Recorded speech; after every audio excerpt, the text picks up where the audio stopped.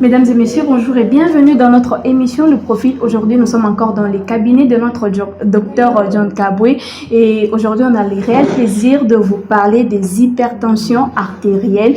Avec lui, il va nous expliquer c'est quoi les causes, comment on les traite, quels sont les genres de personnes qui sont plus atteintes par cette maladie. Docteur John Kabwe, bonjour. Bonjour madame. Vous allez bien, j'espère. Très très bien. Aujourd'hui, nous parlons de hypertension artérielle. Merci beaucoup. Aujourd'hui, nous allons aborder la question de l'hypertension artérielle. Ok. Comme le mot l'indique d'abord, c'est un problème de la vitesse du sang dans les artères ou dans les vaisseaux sanguins. Cette vitesse doit être à la normale. Lorsqu'elle est au-delà de la normale, c'est là qu'on parlera de l'hypertension artérielle.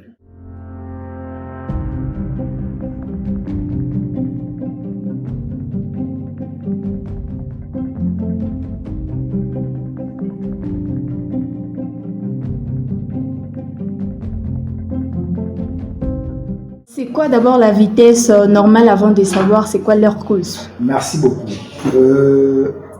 La vitesse normale de la pression artérielle est proportionnelle à l'âge. Parce que généralement, lorsque quelqu'un quitte l'âge adulte vers le troisième âge, qui est l'âge de la vieillesse, cette vitesse doit commencer à changer probablement après chaque 10 ans. À partir de quel âge déjà? L'âge adulte, c'est 50 ans, et l'âge plutôt de la vieillesse, parce qu'on parle de la vieillesse lorsqu'il y a la fatigue musculaire.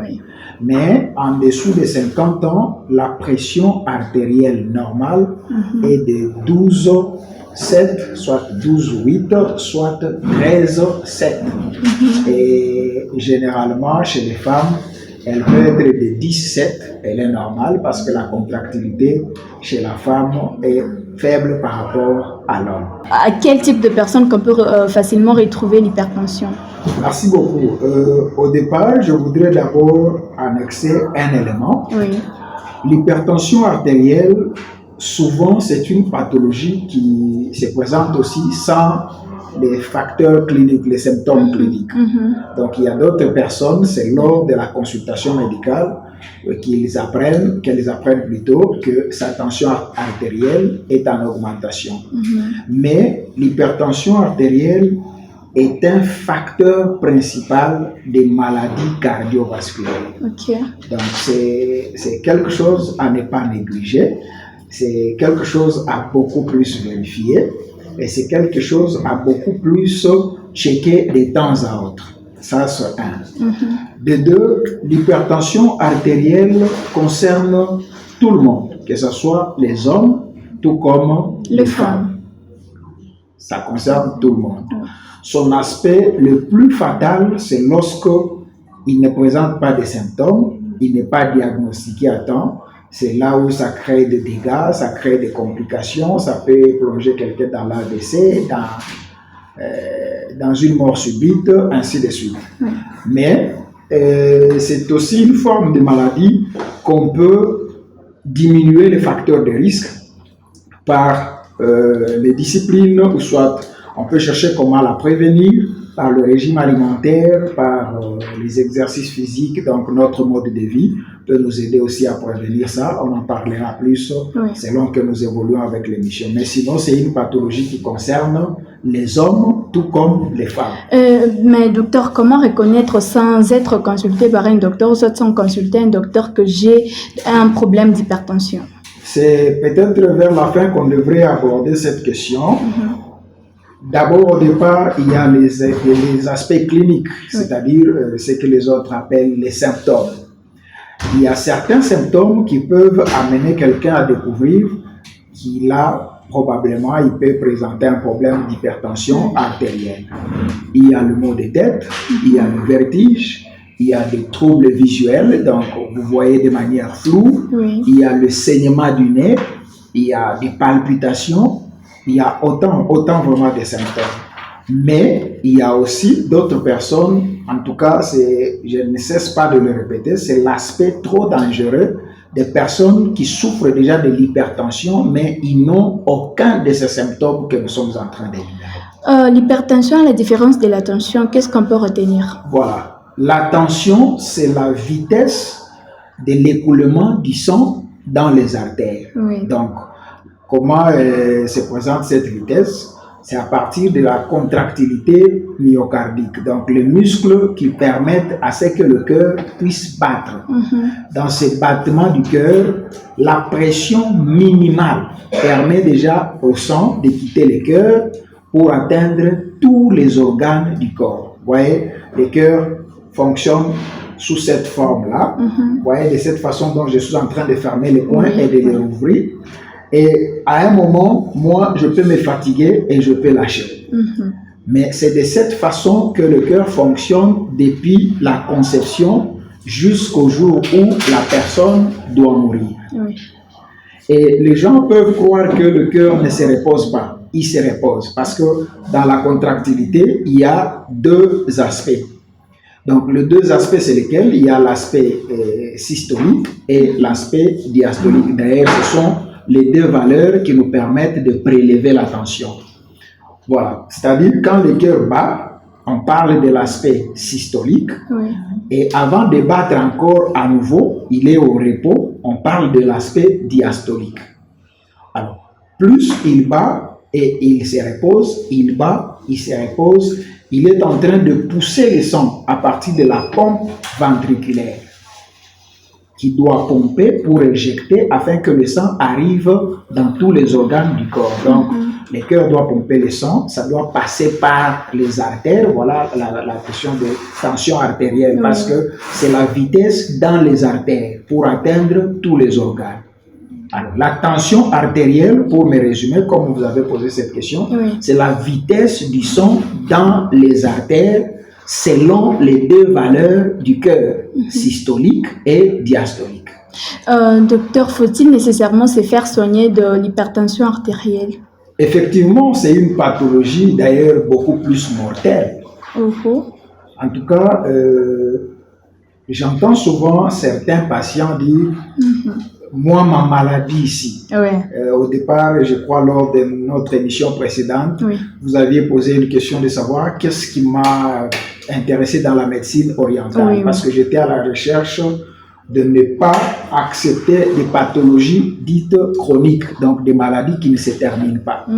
On peut nécessairement, et vraiment c'est très capital de se faire soigner de l'hypertension artérielle parce que c'est une pathologie qui tue et qui tue sans pardon. Et des fois, ça peut vous tuer brutalement, des fois, ça peut vous tuer à petit feu, donc vous laissez avec des séquelles, avec des anomalies très graves, qui peuvent même réduire vos fonctions vitales. Donc c'est très nécessaire, c'est plus que même nécessaire de se faire soigner de l'hypertension artérielle. Quelles sont les causes, en fait, quels sont les effets causés par l'hypertension, à part la mort et autres? Il y a autant d'effets. Autant d'effets. Il y a la paralysie qu'on appelle l'hémiplégie dans des termes techniques. Il y a la démence.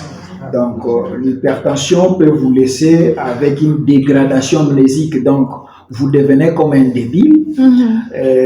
L'hypertension peut tuer certaines parties des cellules de vos corps. Là, on parle de la nécrose. Donc, il arrive des fois, surtout l'hypertension qui vous conduit à un problème d'AVC ischémique, c'est-à-dire il y a obstruction des artères et là où il y a obstruction, le sang ne passe pas. Et il y a mort des cellules, donc cette partie devient morte. Et lorsque la partie devient morte, en cas de nécrose, il y a des effets qui doivent se répercuter sur l'organisme. Donc, l'hypertension peut vous laisser avec un problème d'algie vasculaire faciale. Vous voyez quelqu'un qui vit et il vous dit « je ne ressens pas cette partie sur mon corps ». Ça, c'est un problème des effets de l'hypertension qui peut vous amener jusqu'à cet endroit-là. L'hypertension peut vous amener à perdre certains facteurs cognitifs plutôt. C'est-à-dire, l'homme fonctionne dans la normalité avec 5 sens. Mais à cause de l'hypertension, certains sens peuvent plonger définitivement dans le dysfonctionnement. Donc, vous voyez quelqu'un, il n'entend plus, Même si vous parlez comment l'ouïe ne fonctionne plus, vous voyez quelqu'un, c'est un œil qui ne voit plus à cause des... Il n'a plus de goût. Il n'a plus de goût. Oui. Donc l'hypertension peut amener tous ces risques-là. Et l'hypertension peut vous déformer. La bouche va d'un côté et vous ne parvenez plus à revenir à la face normale. Et ça, c'est trop dangereux. Alors, quand c'est arrivé à ces genres de stade-là, est-ce qu'il y a-t-il un moyen de régler cela? Dans la médecine orientale, c'est possible. C'est possible de pouvoir corriger cela. C'est possible, mais c'est un traitement qui va de 3 jusqu'à 9 mois. C'est trop. On doit résoudre cela. Différemment ou contrairement à nos collègues de la médecine occidentale, ils peuvent stabiliser la tension, mais les séquelles causées par cette hypertension, là, ils ne peuvent pas. C'est ainsi que vous verrez, quand vous circulez presque partout, vous voyez des personnes ayant connu l'AVC, ils vivent toujours avec des séquelles, peut-être par manque d'information. Par manque d'information, ils ne savent pas où aller, ou soit ils sont soumis à un système de kinésithérapie, mais qui ne les aide plus à rien, bien qu'ils continuent à faire la kinésithérapie, mais les problèmes persistent, les séquelles persistent. Comment prévenir l'hypertension, docteur? Merci, ça c'est une question très intéressante. J'avais déjà parlé de ça dès l'entrée de jeu de cette émission. On peut prévenir l'hypertension d'abord, premièrement, par son mode de vie. Une personne normale ne doit pas vivre avec une forme de sédentarité exagérée. Donc, vous entrez au bureau le matin, vous sortez le soir, chaque jour, 6 jours sur 6, 7 jours sur 7, et vous ne faites pas d'activité physique. Nous conseillons aux gens de prévenir l'hypertension premièrement à partir de l'exercice physique. Une personne doit au moins faire 3 fois l'exercice physique et au moins 35 minutes par séance. De personnes grasses, même nous de minces. Tout le monde. Oui, la pression artérielle ne tient pas compte seulement de la masse. Donc ça peut arriver même à des personnes minces contracter des complications graves de l'hypertension artérielle. Et par là, les gens peut-être pensent, dois-je m'inscrire à un club de karaté ou de boxe? Non, même la marche. Donc c'est conseillé. Le soir, soit le matin, 3 fois par semaine, vous avez votre montre, vous surveillez quand même le temps. Vous pouvez faire une marche pendant 35 minutes, vous vous dites, en tout cas le quota d'aujourd'hui est atteint. 2 jours après, vous faites encore, 2 jours après, vous faites encore 3 fois la semaine. Là, nous sommes dans le bon. De 2, il y a des aliments qui facilitent la bonne pression artérielle. Les oignons, l'ail, le céleri, ce sont des épices que nous encourageons aux gens à pouvoir consommer ces épices régulièrement parce que ça facilite à la personne d'avoir une bonne pression artérielle. Au cas où je suis allergique à ces aliments-là, qu'est-ce que je fais? Quand quelqu'un est allergique, bon, il y a 2 façons de manger, de consommer ces épices. Soit vous êtes en train de faire votre cuisson, vous préparez les aliments avec, soit vous les consommez crus. Maintenant, on doit savoir vous êtes allergique de quelle façon. Et si vous êtes allergique de 2 façons, là, nous donnons la possibilité de préparer des recettes à l'aide de ces épices. Vous prenez 2 tas de céleri et vous prenez 2 oignons, vous découpez en 2, vous mettez 4 gobelets d'eau, vous mettez sous le feu, ça doit bouillir après 20 minutes, vous remettez dans votre bouteille en plastique, vous devez tamiser ça, vous gardez juste le liquide et que vous allez garder au frais et consommer toute la journée. Et cette boisson-là doit permettre à ce que votre tension artérielle reste dans la normalité. D'ailleurs, il y a plusieurs patients ou malades que nous avons eu à récupérer sans toutefois donner des molécules à boire ou des médicaments, mais juste avec cette boisson. Et 2 fois, le fruit méditerranéen tel que la pomme peut vous aider à garder votre pression artérielle normale. Mais attention, pour tous ces fruits qu'on cultive avec des engrais chimiques, il ne faut pas manger avec l'écorce. Mais avec des pommes, des fois, c'est pénible parce que vous serez appelé à consommer au moins 2 kilos de pommes par jour pendant 5 jours. Soit vous rappelez, vous y mettez un peu de sel. pour casser un peu le goût aigre. Et quand vous consommez pendant 5 jours, là, vous allez stabiliser votre pression artérielle. Là, c'est sur le plan de régime alimentaire. Donc, après les exercices physiques, votre repas peut vous permettre à pouvoir garder votre pression artérielle normale. Des fois, vous pouvez réduire la consommation du sel qui pourra être salutaire chez vous afin que vous puissiez avoir une bonne pression artérielle. Vous devez réduire la consommation d'alcool qui peut basculer, qui peut avoir des effets sur la contractilité de votre cœur, le battement normal du rythme cardiaque et qui pouvait créer plus tard un problème d'hypertension. Vous devez réduire les matières grasses. Et c'est là que nous touchons à des aliments tels que la viande rouge. Oui. Vous devez éviter carrément cela parce que ça peut conduire une fois à un problème d'athérosclérose, donc le rétrécissement des artères, empêchant ainsi aux globules rouges de se déplacer correctement et d'avoir une bonne pression artérielle. Donc là, ce sont les quelques moyens pour prévenir, éviter de fois et en plus limiter les complications de l'hypertension artérielle. Docteur John, comment est-ce que la médecine orientale, particulièrement vous, comment est-ce que vous parvenez à soigner l'hypertension artérielle? Merci beaucoup. Comment nous parvenons à soigner l'hypertension artérielle? Tout commence par son évaluation.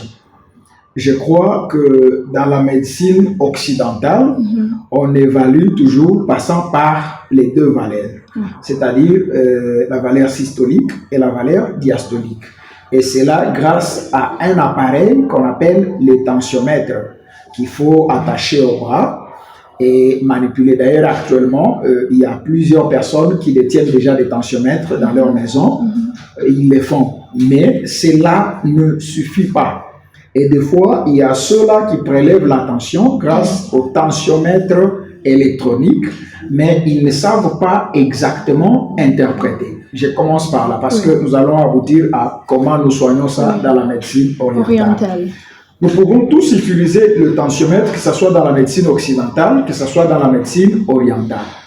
Si vous vérifiez le tensiomètre électronique, au-dessus, il y a la valeur mentionnée 6, c'est là le systolique, donc c'est la valeur lorsque le cœur bat.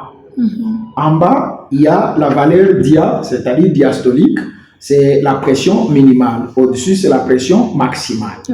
On vérifie les deux. Pourquoi? Parce qu'on connaît déjà généralement une personne de 50 ans révolue, sa tension normale doit être de 13,8, soit 13,9.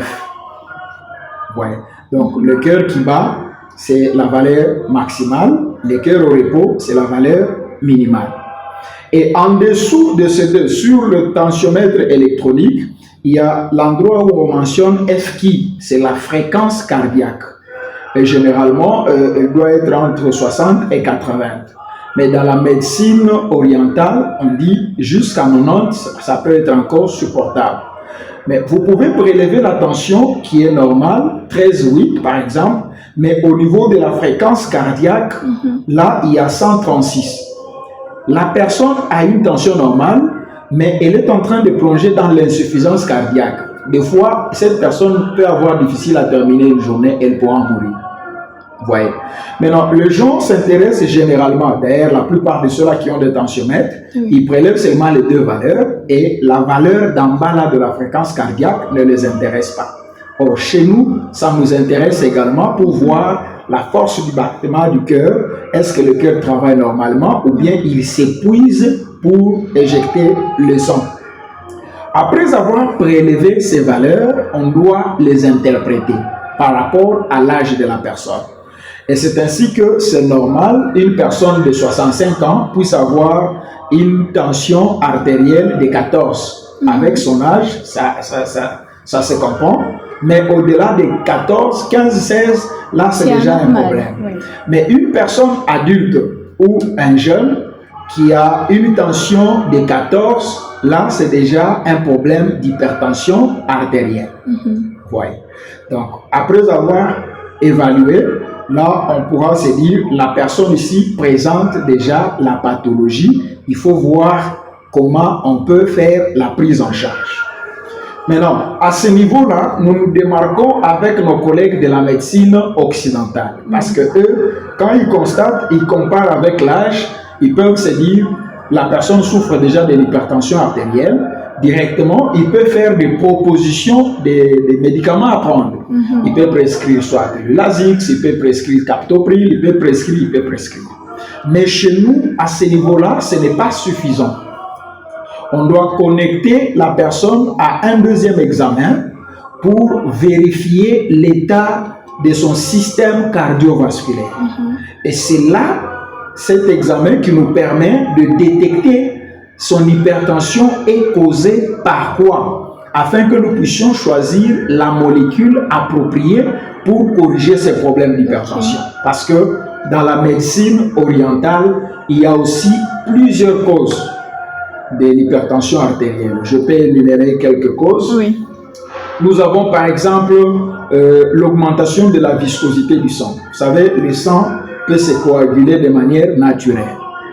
Et maintenant, lorsque la viscosité est trop élevée, donc la coagulation sanguine n'est pas normale. Oui.